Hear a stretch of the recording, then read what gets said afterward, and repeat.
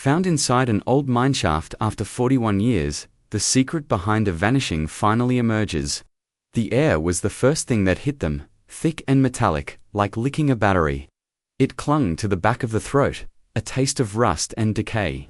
That 41 years of silence had fermented into something ancient and wrong. Elias shone his headlamp down the shaft, the beam swallowed by a darkness so absolute it felt solid. Below, the winch groaned, its steel cable unspooling into the abyss, lowering the gear cage with a rhythmic metallic sigh. Anything. Maya's voice crackled through the cums. Tinny and distant from her position at the top of the shaft, Elias coughed, the sound unnaturally loud in the confined space of the primary descent platform.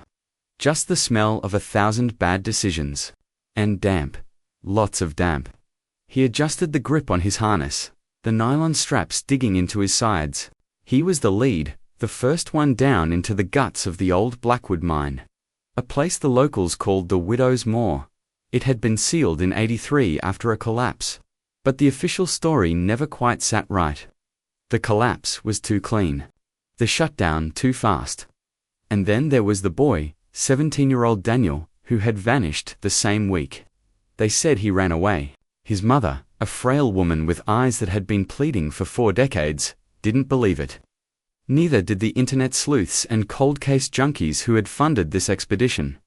Cage is at 100 feet, Maya reported. Platform B should be visible. Elias leaned over the edge, the beam of his light cutting a frantic, searching arc, and then he saw it. A skeletal framework of rotting wood and rusted steel, jutting out from the rock wall like a broken tooth. It was slick with moisture, draped in thick velvety curtains of black mold that seemed to pulse in the light. God, it's not in great shape, Maya. Looks like it's breathing. Just mold, Eli. Don't get spooked on me now, he grunted, but she was right. It was just biology, chemistry, time, nothing to be afraid of. He clipped his primary ascender to the main line and began his descent, a slow, controlled slide into the Earth's gullet. The rock walls were a weeping mess of calcite and something that looked disturbingly like dried blood, though he knew it was just iron oxide. The temperature dropped with every foot, the air growing heavier, colder. The smell intensified, evolving from simple rust to something more complex, more organic. The scent of old meat, left too long in a forgotten cellar. He landed on platform B with a soft thud, his boots sinking slightly into the pulpy, rotted wood. He unclipped, his movements practiced and efficient, and swept his light across the landing. The platform was larger than he'd expected, a staging area for a deeper vein of the mine. Old tools lay scattered about, frozen in rust-caked tableaus of abandonment. A pickaxe leaning against a wall. A line of ore carts derailed and half-filled with rubble, their iron wheels fused to the tracks. It was a ghost ship, adrift in a sea of rock and time. Platform B is secure, he said into his mic, his breath pluming in the frigid air. Well, secure is a strong word. Let's call it temporarily stable. Sending down the drone for a look-see into the lower tunnel, he unslung the compact quadcopter from his back, its carbon fiber frame cool to the touch. With a flick of his thumb, its lights blinked to life, for small, brilliant eyes in the oppressive dark. The drone lifted with a low hum, a mechanical insect navigating the ruins. Elias watched its progress on the small screen of his wristband controller, the camera feed a grainy night vision green. It zipped past the ore carts and into the mouth of a tunnel that yawned open like a scream. Tunnel entrance is clear. No sign of collapse, he narrated, his voice a low monotone. Walls look strange. There are markings. On the screen, he could see them. Scratches. Not the uniform, gouging marks of tools, but something more frantic, more desperate. Fingernails. Hundreds of them, clawing at the rock, leaving behind a testament of raw, primal fear. The drone pushed deeper. The tunnel was narrow, a claustrophobic chute that seemed to shrink around the small machine, 50 feet in 75. Elias's heart began to beat a little faster. This was the part he loved and hated, the moment of discovery, the peeling back of a scab to see what festered beneath. There's something ahead, a blockage of some kind. The drone's light illuminated a pile of debris, rocks and splintered timbers from a partial cavern, but it wasn't a full collapse. There was a gap at the top, a small opening. Maya, you seeing this? Loud and clear. Can the drone fit through? Gonna try? He nudged the controls, his touch delicate. The drone tilted, angled itself, and squeezed through the gap. The camera feed flickered for a second, then stabilized and the world fell away. Elias forgot to breathe. His blood went cold, a slush of ice in his veins. The space beyond the blockage wasn't a tunnel. It was a small, man-made chamber, a dead end, and it was a tomb.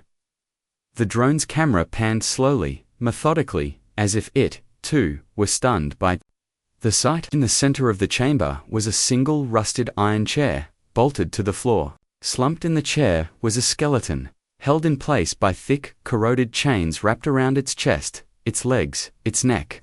The skull was tilted back, the jaw agape, a silent, eternal scream aimed at the ceiling. The bones were yellowed, coated in a fine gray dust of time, but it was what was on the wall behind the chair that made Ilias's stomach clench into a knot of pure horror. Scrawled in what could only be dried blood, in huge, frantic letters, was a single word. DIDDY. His mind reeled. Daddy, not a name, not a plea for help, a label, an accusation. Eli, what is it? What are you seeing? Maya's voice was sharp. With alarm, he couldn't answer. He could only stare at the screen, at the chained skeleton and the bloody word. The drone hovered, its quiet hum the only sound in a universe that had suddenly gone silent. He zoomed in on the skeleton's hand. The small bones of the fingers were curled, but one, the index finger, was extended, pointing at something. On the floor, just beyond the reach of its chained arm, he maneuvered the drone, lowering it, the camera tilting down. There, lying in the dust, was a small leather-bound book, a diary. Its cover was warped, the leather cracked and stained, but it was intact. A wave of nausea washed over him. The smell, the organic celerot smell. It wasn't just decay, it was him, the boy, Daniel. This had to be him. Chained to a chair and left to die in the dark. Maya, he finally managed, his voice a choked whisper. Call it in, call everyone. We found him. Found who? Eli, talk to me. Daniel, he breathed. We found Daniel, and oh God, Maya. It wasn't a collapse, it was a cage. He cut the comms before she could reply, his hand trembling as he set the controller down. He had to get in there. He had to get that diary. He moved to the pile of debris, his training kicking in, overriding the shock.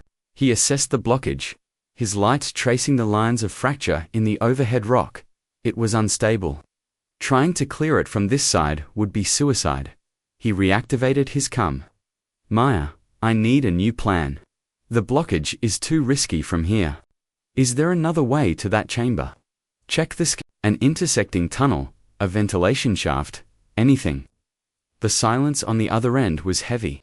He could picture her, hunched over the laminated blueprints, her brow furrowed in concentration. Checking. Okay, Eli, I see something. It's not on the main schematics, it's a footnote on a geological survey from '78, an exploratory bore, narrow gauge. It should, in theory, intersect with the western wall of that tunnel, about 20 feet before the blockage. But it's marked as unstable. They never developed it. Where's the entrance? Back on your level, platform B should be on the north side, behind a rockfall. He swept his light across the platform, past the ore carts, to the far wall. A cascade of smaller rocks and scree was piled against it, looking like it had been there for centuries. I see it. I'm going in. Eli, wait. Unstable means unstable.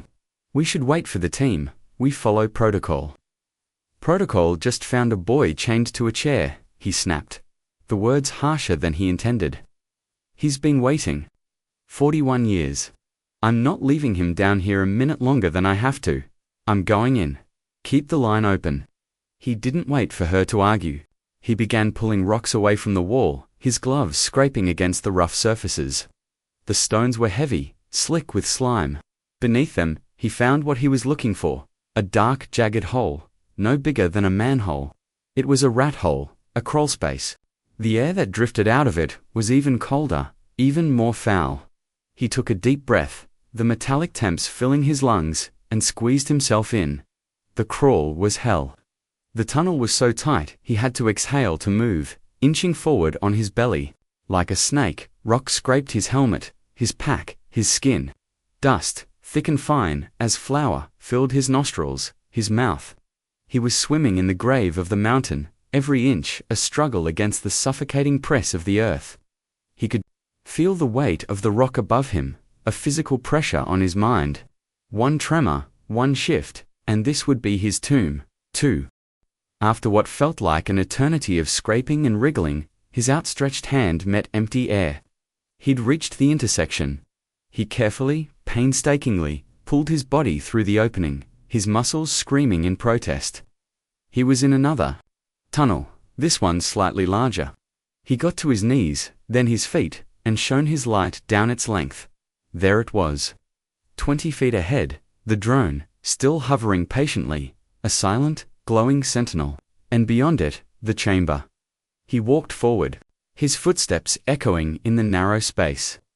The air was thick with the ghost of a final desperate struggle. He could almost hear it, the rattle of chains, the ragged, hopeless breaths, the scratching of fingernails on rock. He stopped at the threshold of the chamber, his light flooding the small, horrific space.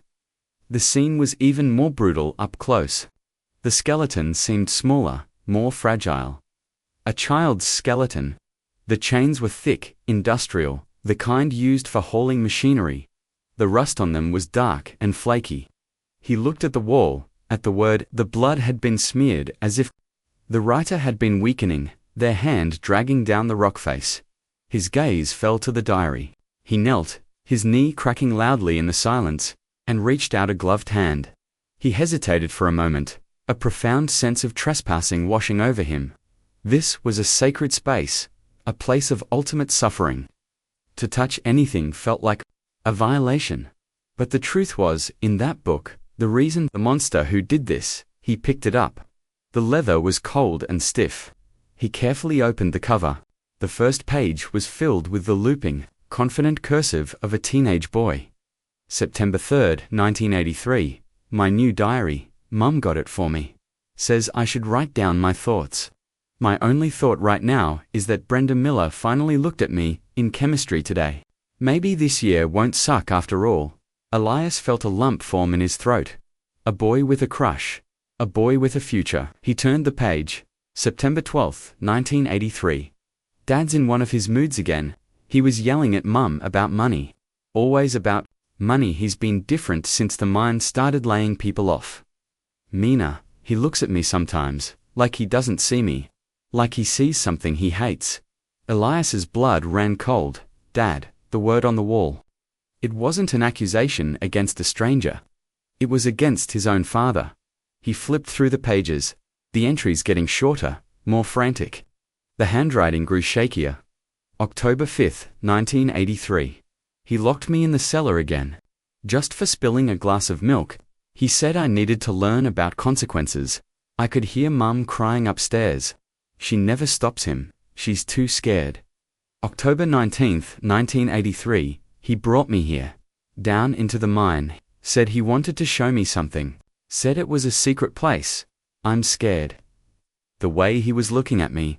It wasn't my dad. It was someone else. The final entry was barely legible. The pencil strokes dug so deep into the paper they had torn it in places. The words were a frantic, desperate scrawl. October 21st, 1983. He's gone. He chained me to this chair, he said. The world was a cruel place, and he was just teaching me the final lesson. He said I was a disappointment, a burden. He brought the rocks down in the tunnel. I heard them fall. I screamed until my throat was raw.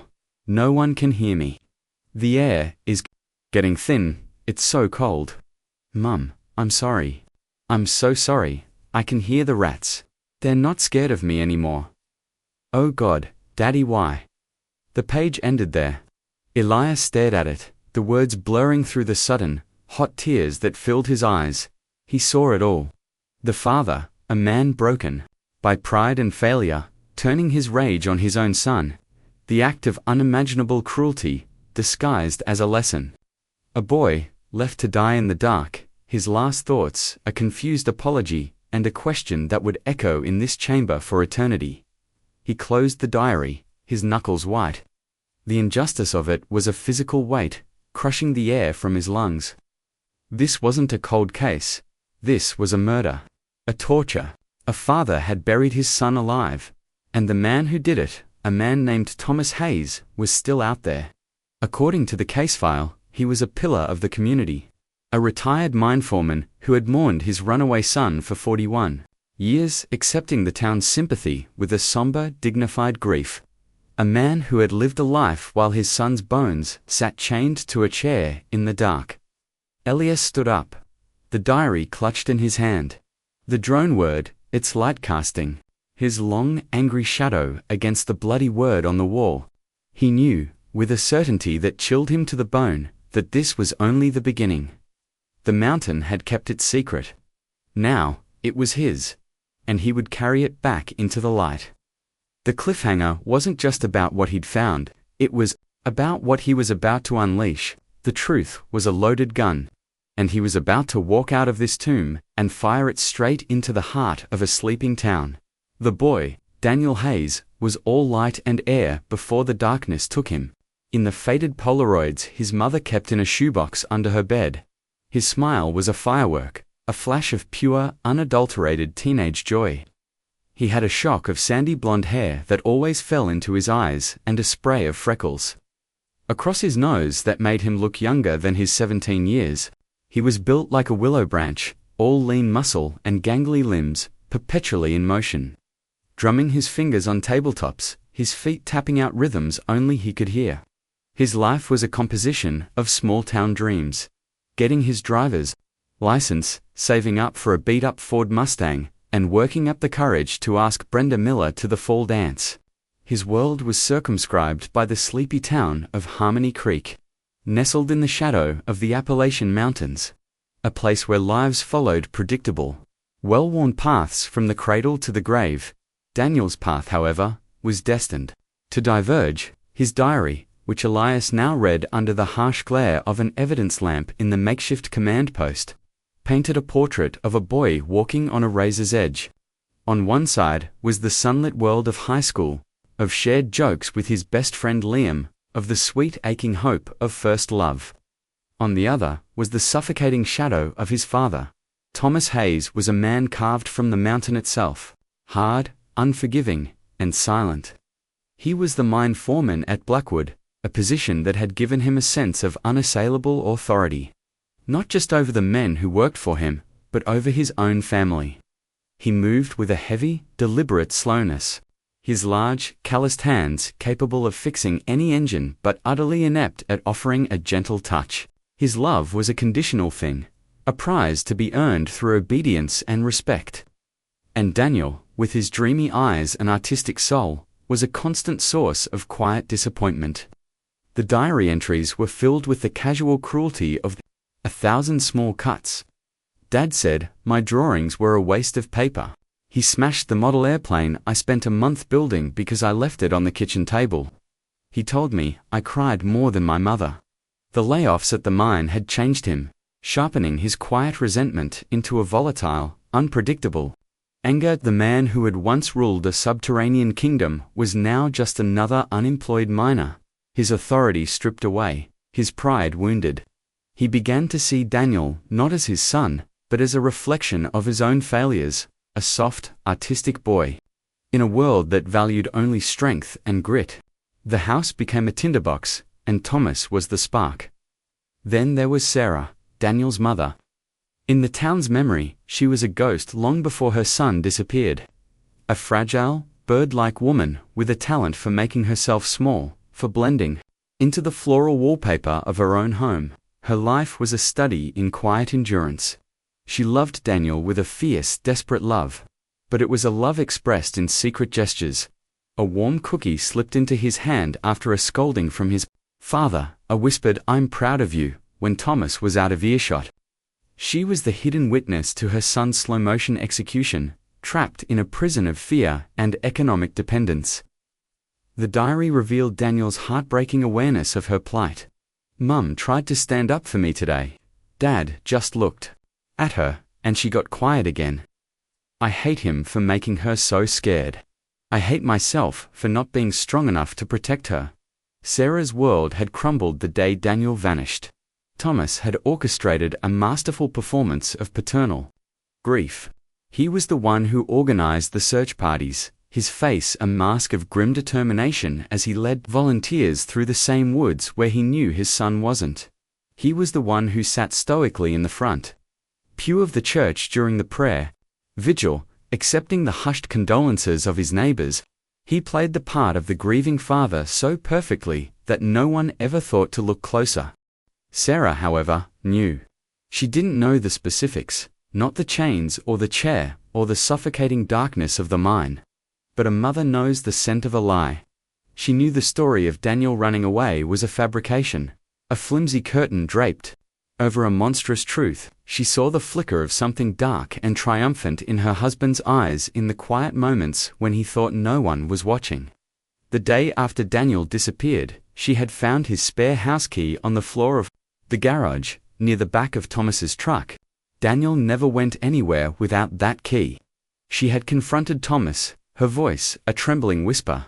"Where is he, Tom? What did you do?" The man she had married had looked at her then, his face devoid of all emotion, and delivered the words that would become the bars of her cage for the next 41 years. "He's gone, Sarah. He was weak, and he ran away from his responsibilities. Just like you'd run away if you had anywhere to go. But you don't, do you? You have nothing. No one. You're here with me, and you will say nothing.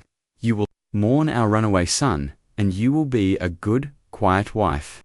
If you ever breathe a word of this, I'll tell them you're crazy. I'll tell them you helped him run. Who do you think they'll believe? The respected foreman, or his hysterical, useless wife?" And so she had stayed. She became a prisoner in her own home, a silent accomplice to her own son's memory being erased and rewritten. Her grief was a forbidden thing, a secret she had to carry alone.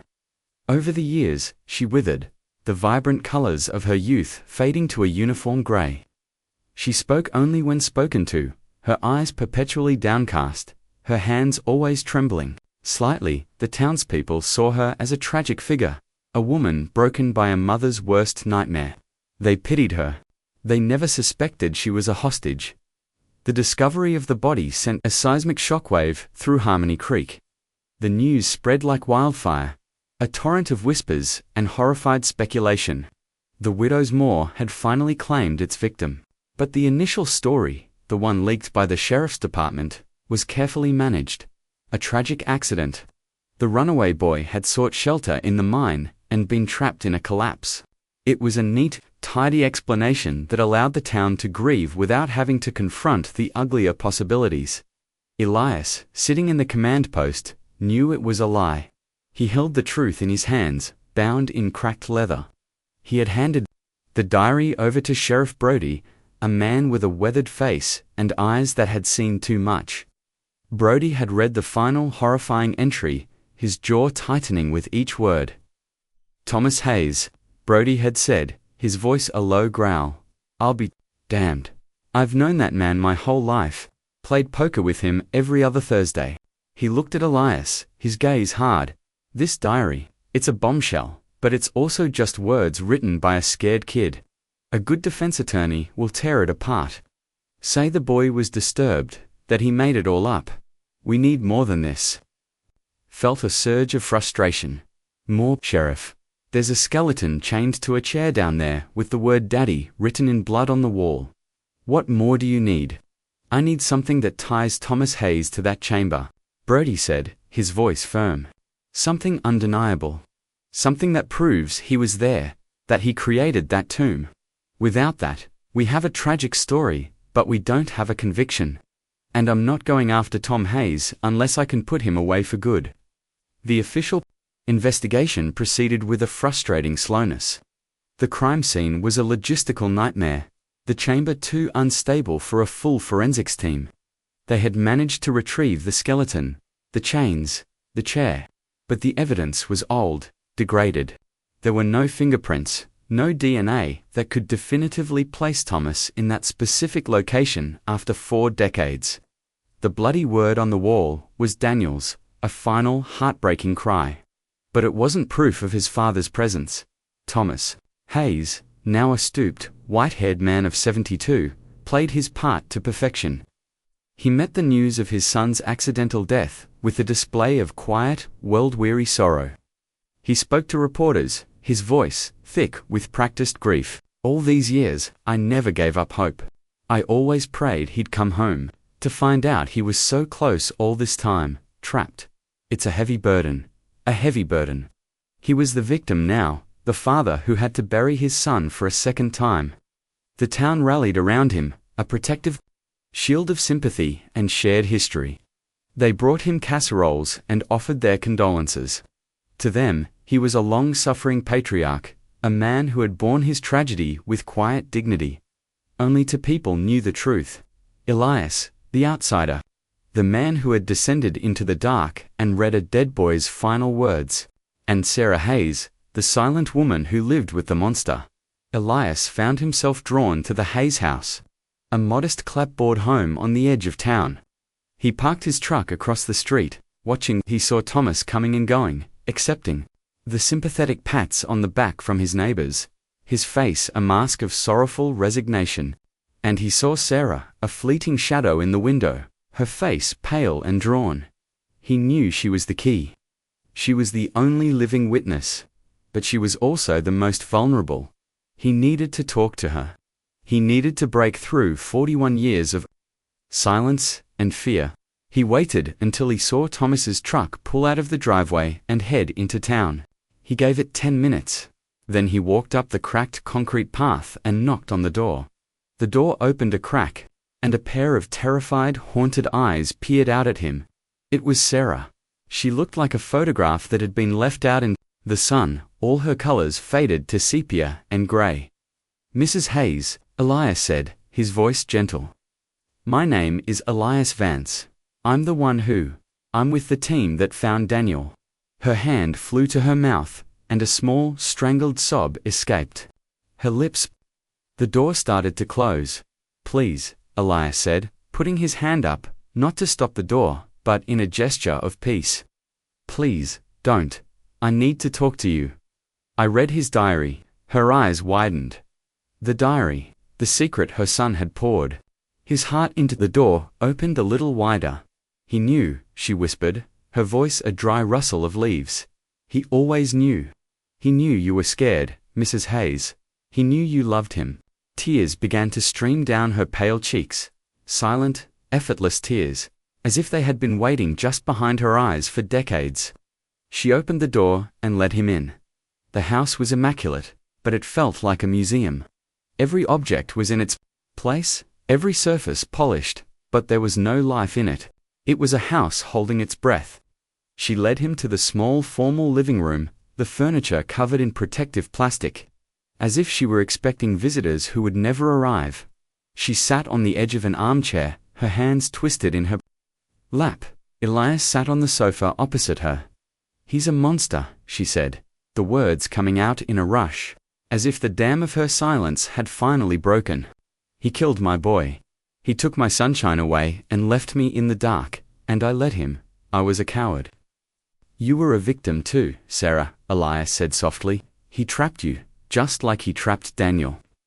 She shook her head, a violent, self-recriminating gesture. "I could have done more. I could have screamed. I could have run to the police. But I was so afraid. He told me they wouldn't believe me, and he was right. He was the big man, the foreman. I was just his wife." She told him everything. Then, the story poured out of her, a torrent of suppressed pain and guilt. She told him about the escalating cruelty, the way Thomas's pride had curdled into a poison that infected their home. She told him about the night Daniel disappeared, the cold, final look in her husband's eyes when he'd said he was taking the boy out for a lesson. She told him about finding the key, about the confrontation, about the threat that had silenced her for 4 decades. He enjoyed it, she whispered, her eyes wide with the horror of the memory. When the town was searching, when everyone was crying for our lost boy, he would come home and he would smile, a little smile, just for himself. He was proud of what he'd done. He'd finally gotten rid of the disappointment, the burden. Elias felt a cold, hard knot of rage tighten in his chest. This was the missing piece, the motive, the confirmation, but it was still her word against his. "Sarah," he said, his voice urgent. "We have to go to Brody. You have to tell him this. Your testimony, with the diary. It's enough, we can get him."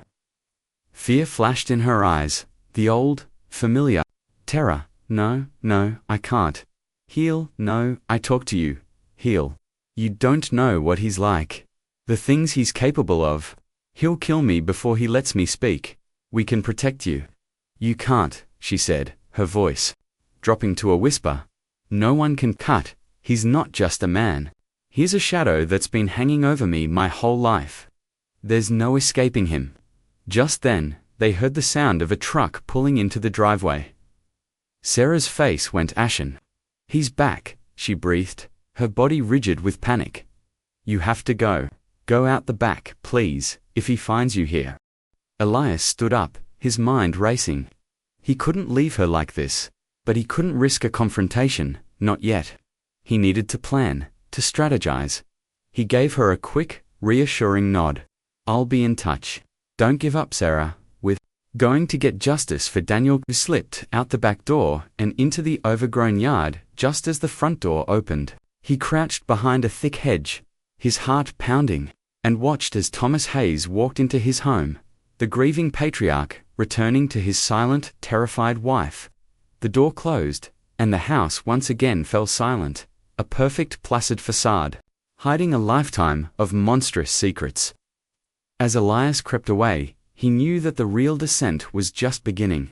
He had to pull this woman out of the darkness, even if it meant dragging her, kicking and screaming, into a light she no longer believed she deserved to see. The days that followed were a slow, agonizing tightening of a screw. With Sarah's testimony deemed too fragile, too easily discredited as the ramblings of a grief-stricken woman, the official investigation stalled. Sheriff Brody, constrained by the law, could do nothing but watch Thomas Hayes. The town of Harmony Creek, eager to heal, began to wrap the story of Daniel Hayes in the comforting gauze of tragic myth. He became a local ghost story, a cautionary tale for teenagers who ventured too close to the old mine. The horror of his final days was sanitized. The chains and the bloody word on the wall conveniently forgotten. For Thomas Hayes, it was a victory lap. He moved through the town with a newfound gravitas, his feigned grief lending him a tragic nobility. He was no longer the failed foreman. He was the stoic survivor, the symbol of the town's resilience. He would sit at the counter of the local diner, accepting free cups of coffee, his eyes scanning the room with a quiet, reptilian satisfaction. He was untouchable, and he knew it. His cruelty, once confined to the 4 walls of his home, now had a larger stage. He began to torment Sarah with a subtle, insidious confidence. He would talk about Daniel constantly, but always in the past tense of the runaway. "I wonder where he would have ended up," he'd say over dinner, his voice laced with false sincerity, his eyes fixed on Sarah's face, watching for the flicker of pain. Probably got himself into some kind of trouble. He never did have a lick of common sense.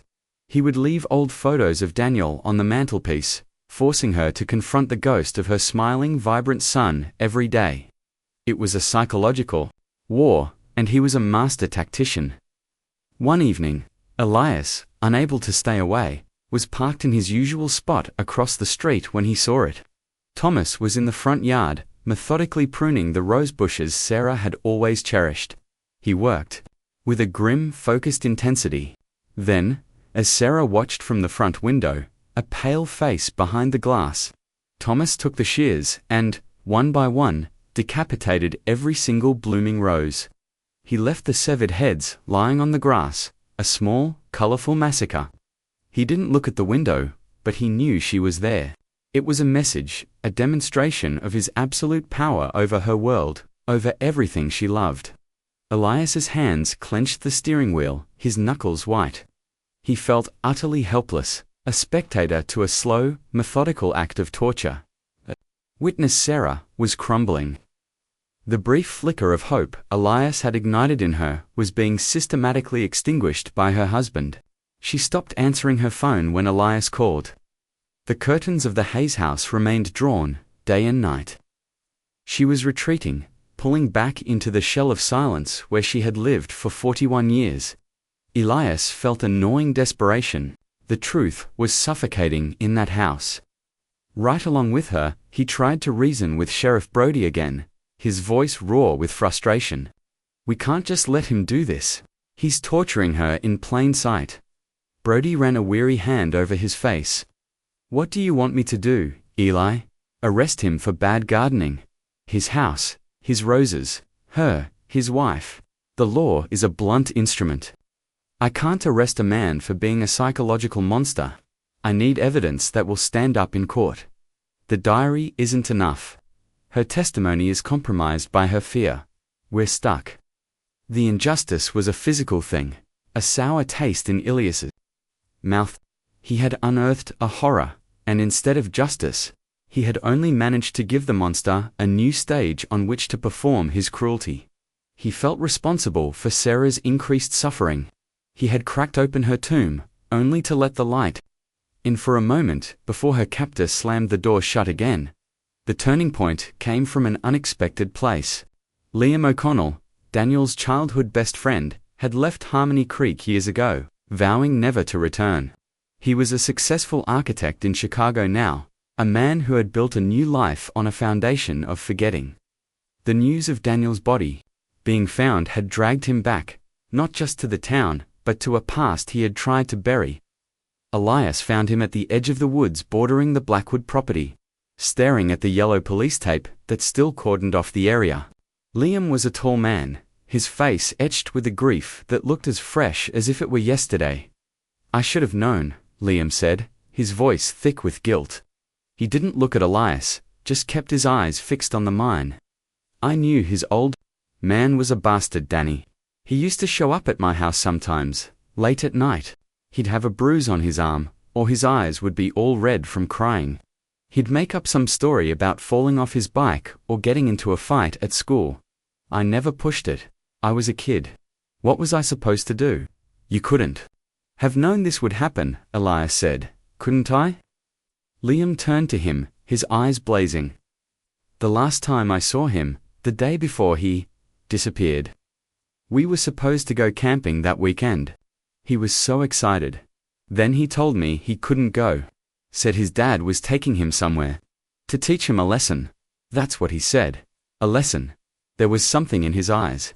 He was terrified. I told him to just sneak out and come with me anyway. He said he couldn't. He said he had to face him. He was trying to be brave. Liam's voice broke. I let him go. I let him walk back to that house, and I never saw him again. I should have tackled him, dragged him with me. I should have done something. The guilt that had haunted Liam for 4 decades was a palpable force. He told Elias about their childhood, about the secret world they had built to escape the harsh realities of their lives. They had a clubhouse, a small hidden fort deep in the woods, a place where they would hide comic books and candy. A place where Daniel could be himself, away from the crushing judgment of his father. We had this thing, Liam said, a faint, sad smile touching his lips. We were obsessed with spy movies.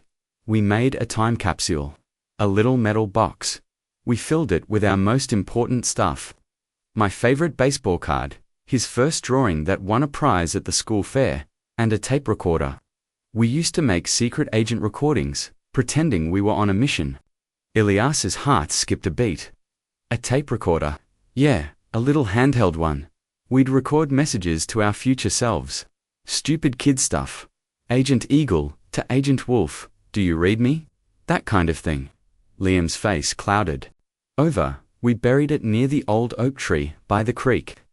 The day before he vanished, Danny told me he had something important to add to it. A final message. He said it was his last will and testament. He was being all dramatic. I never knew what he put in there. After he was gone, I couldn't bring myself to go back. It felt wrong. A jolt of electricity shot through Elias. A final message. I have to face him. He was going to confront his father, and he was going to record it. Liam, Elias said, his voice tight with urgency. We have to find that box. The hunt was a desperate race against a fading memory. The woods had changed in 40 years. Trees had fallen, new undergrowth had sprung up. The old oak tree was still there, but it looked different, larger, its branches heavy with age. They dug for hours, their shovels scraping against rocks and roots, their hope dwindling with each empty hole. The sun began to set, casting long eerie shadows through the trees. It's no use, Liam said, slumping against the tree, his shoulders sagging in defeat. It's gone, rotted away. Or maybe I just don't remember the right spot. Elias refused to give up. He scanned the area, his mind racing. Daniel was a smart kid, an artist. He would have chosen the spot carefully. He wouldn't have just buried it randomly, he would have used a landmark. Elias's eyes fell on a peculiar rock formation near the base of the oak. A series of flat stones that looked almost like a set of steps. He ran his hand over them, clearing away the moss and dirt, and then he saw it.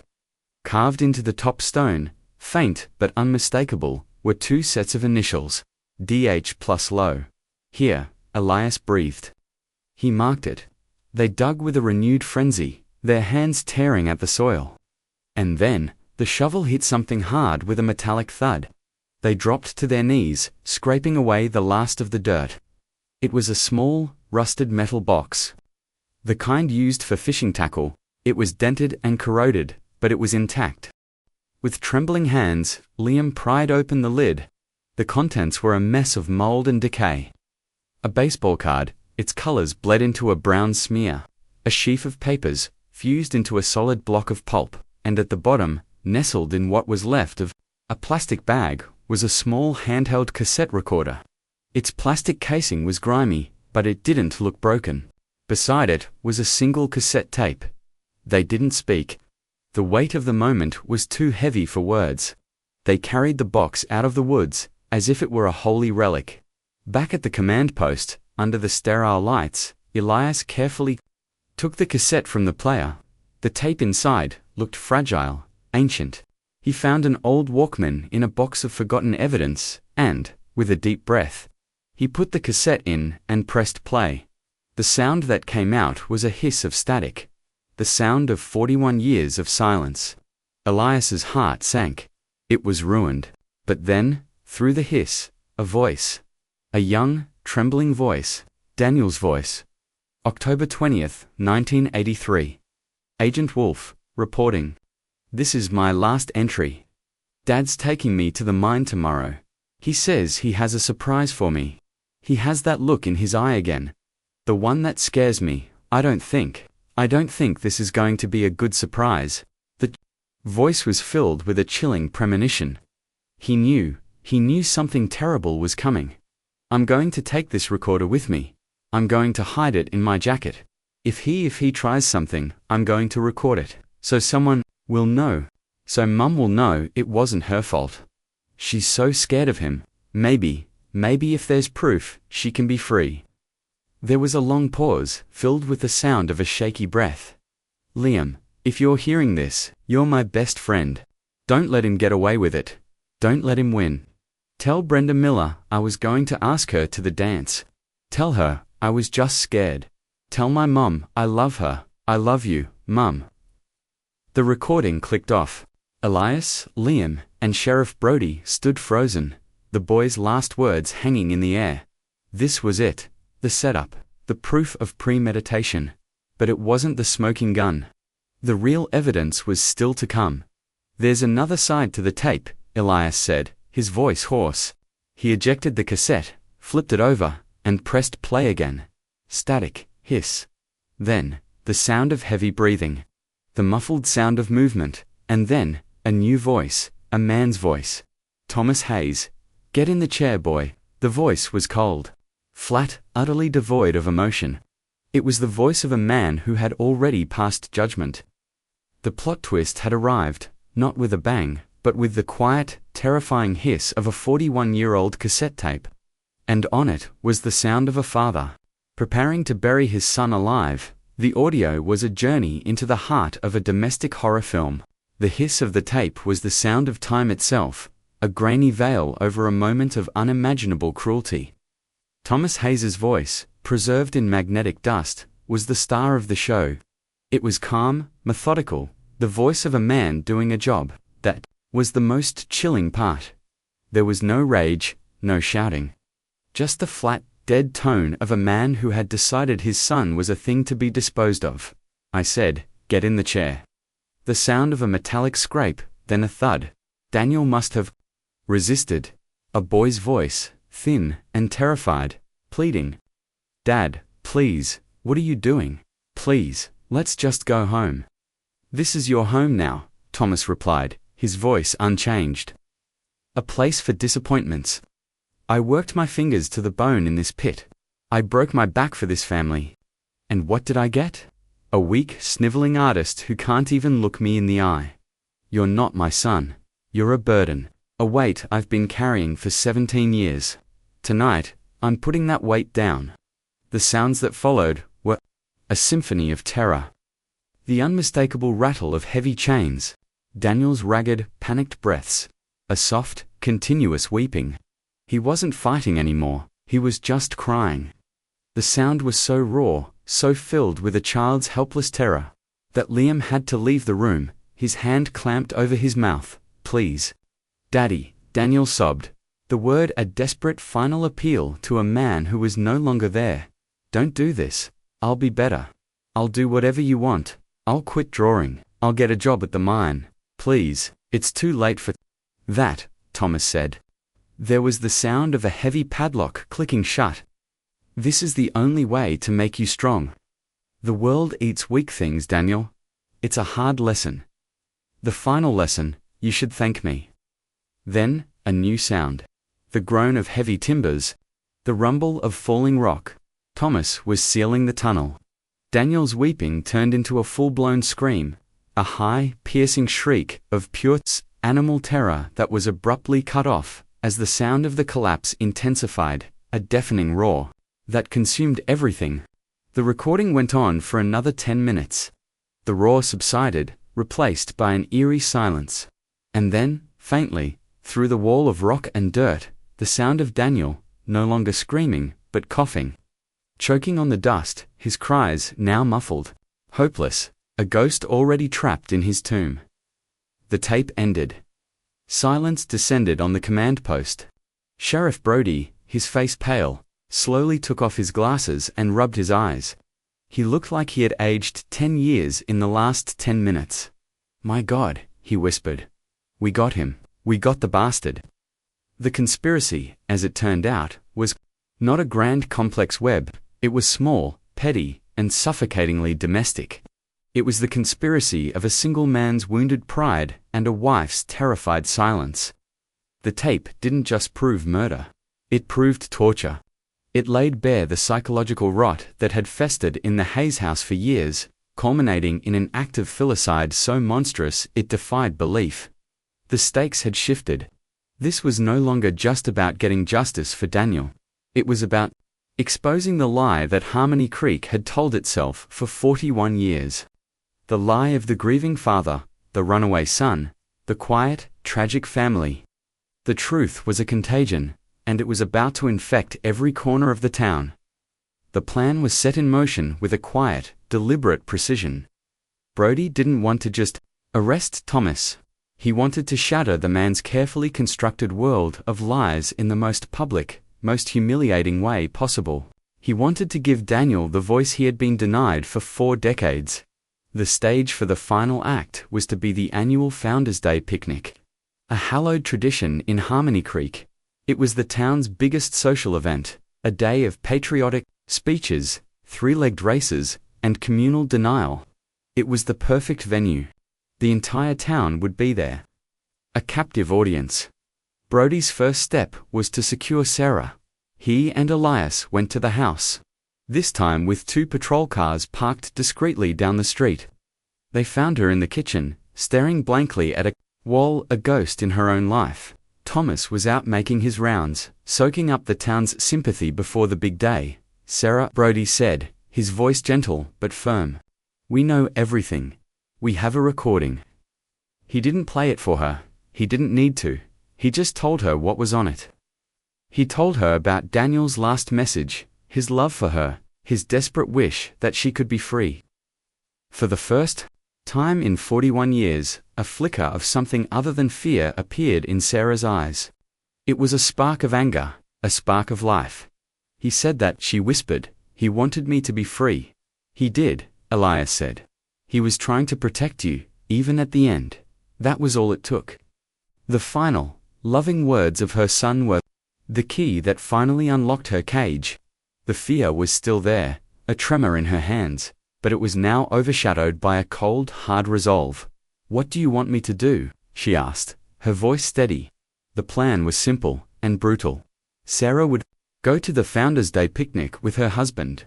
She would play the part of the dutiful, grieving wife one last time. Elias and Liam would work with the event organizers to rig the sound system, and Sheriff Brody would wait. The day of the picnic was bright and sunny, a perfect slice of Americana. The town square was filled with families, the air thick with the smell of grilled hot dogs and freshly cut grass. Thomas Hayes was in his element, a local celebrity.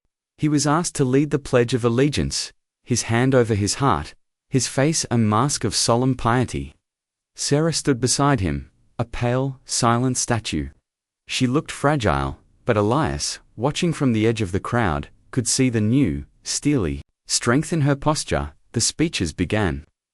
The mayor droned on about the town's history, its values, its strong sense of community.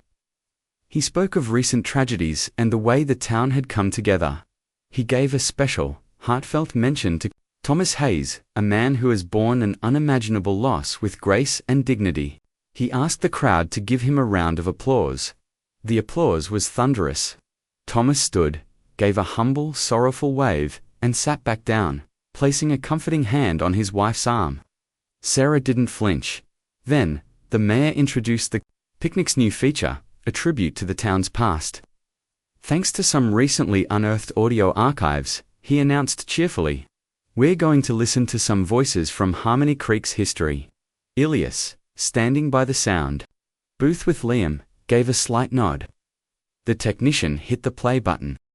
The first voice that crackled over the loudspeakers was old Mayor Abernathy from the 1950s, talking about the dedication of the town hall.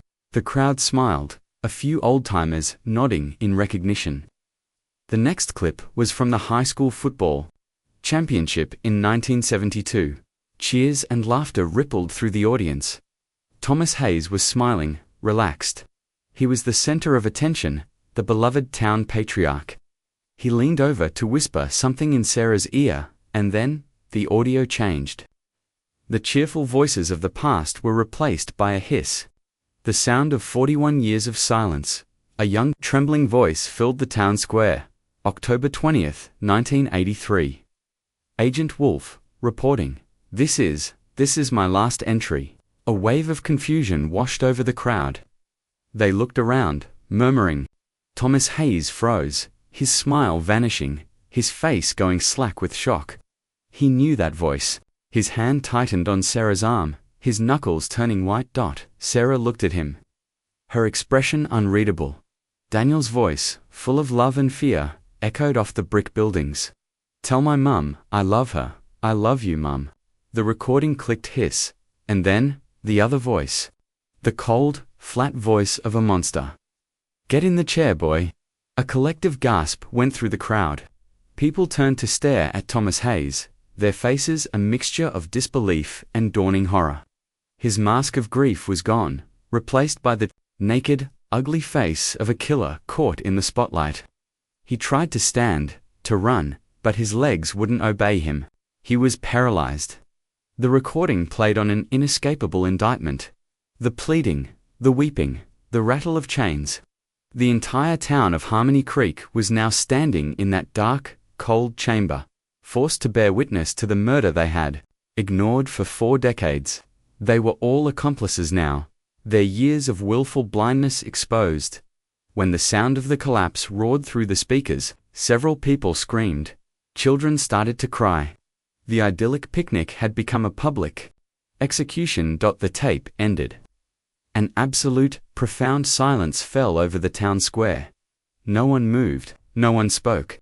All eyes were on Thomas Hayes, who sat slumped in his chair, his face ashen, his eyes wide with the terror of a cornered animal.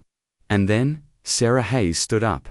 She looked not at her husband, but at the faces of her neighbors, the people who had pitied her, who had shaken her husband's hand, who had brought him casserole. Her voice, when she spoke, was not the whisper they were used to.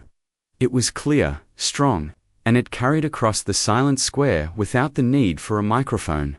For 41 years, she said, her voice trembling with a righteous fury that had been suppressed for a lifetime, you have looked at me with pity. You saw a broken woman. You were wrong. I was a prisoner. And my jailer was my husband, the man you just applauded. She turned and looked down at Thomas, her eyes blazing with a cold, hard fire. He didn't just kill my son, he killed me. He just forgot to bury me. That was the cue. Sheriff Brody and 2 deputies stepped out from the side of the stage. They walked slowly, deliberately, through the stunned crowd. Their footsteps, the only sound in a world that had stopped turning. They walked up to Thomas Hayes, who didn't even seem to see them. His eyes were still locked on his wife, on the stranger she had become. Thomas Hayes, Brody said, his voice ringing with the authority of the law and the weight of 41 years of delayed justice. You are under arrest for the kidnapping, torture, and murder of Daniel Hayes. The click of the handcuffs snapping onto Thomas's wrists was the loudest sound anyone had ever heard. It was the sound of a secret finally dying. The sound of a cage door swinging open. It was the sound of justice, served cold, and in public, for the whole world to see. The cinematic payoff was complete, a moment of public exposure so brutal and so cathartic it would be seared into the memory of Harmony Creek forever. The arrest of Thomas Hayes didn't just break the internet, it broke the town. The viral moment, in the square, captured on 100 cell phones, became a national obsession, a case study in domestic evil and communal denial. Harmony Creek was no longer a sleepy, idyllic town. It was a crime scene, a place where a monster had hidden in plain sight. Protected by the comfortable lies his neighbors were all too willing to believe. The fallout was immediate and brutal. The mayor resigned in disgrace. The local newspaper ran a front-page apology, a mea culpa, for its decades of journalistic failure. The townspeople, forced to confront their own complicity, turned on each other, recriminations and long-buried resentments bubbling to the surface. The picnic, once a symbol of unity, was now a source of collective shame. The trial was a formality. The tape was undeniable. Thomas Hayes, a shrunken, pathetic figure in an orange jumpsuit, sat silently as his own voice condemned him, the sound of his son's final terrified pleas echoing through the hushed courtroom. He was found guilty on all counts and sentenced to life in prison without the possibility of parole, condemned to spend the rest of his days in a cage of his own making. There was no remorse, no confession. He simply faded away, a ghost long before he was dead. For the 3 people at the center of the storm, the aftermath was a quiet, complex landscape of healing and haunting. Elias left Harmony Creek the day after the sentencing. His job was done. He had descended into the dark and dragged the truth into the light. But the victory felt hollow. He had seen the bottom of the human soul, and it was a sight he couldn't unsee.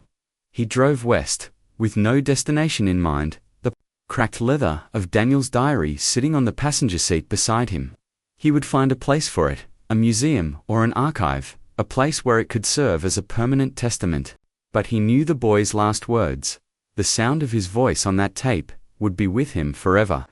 He was the keeper of an echo, a man haunted by a ghost he had set free.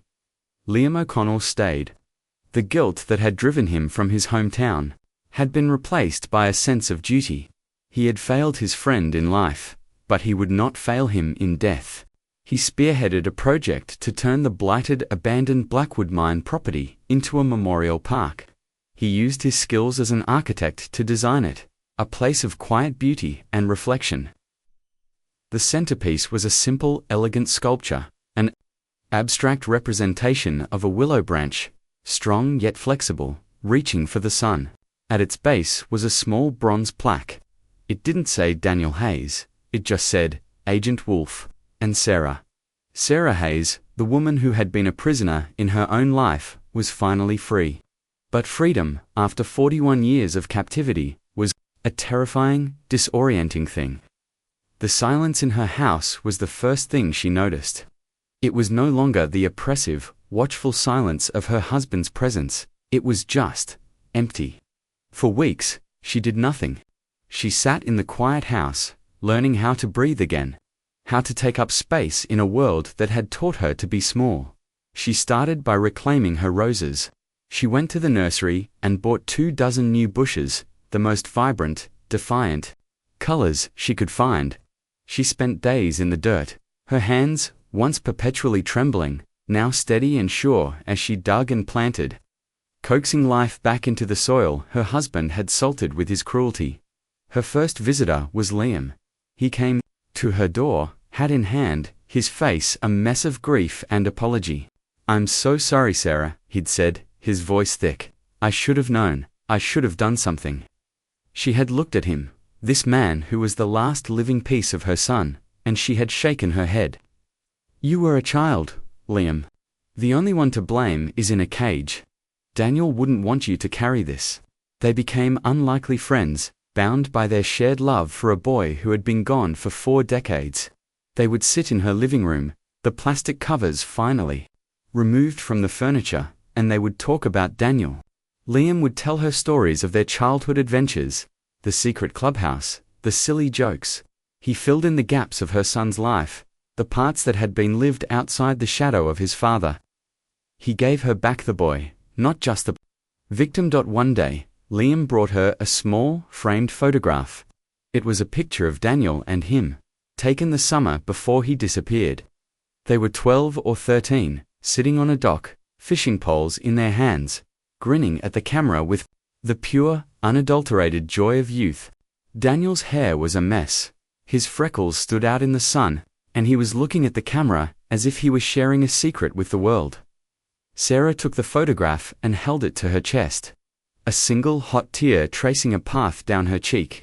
It was a tear, not of grief, but of gratitude. The day the Daniel Hayes Memorial Park opened, the entire town came. It was a somber, quiet affair, a stark contrast to the forced gaiety of the Founders' Day picnics. Sarah was asked to speak.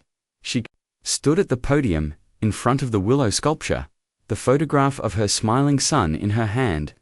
She looked out at the faces of her neighbors, no longer with anger, but with a kind of sad, weary grace. "We are a town of secrets," she began, her voice clear and strong. "We are a town that preferred a comfortable lie to a difficult truth, and a boy died because of it. My boy, we can't change the past, we can't bring him back, but we can remember, we can learn. We can promise to be a town that listens to the whispers, that looks into the shadows, that protects its children, not its pride."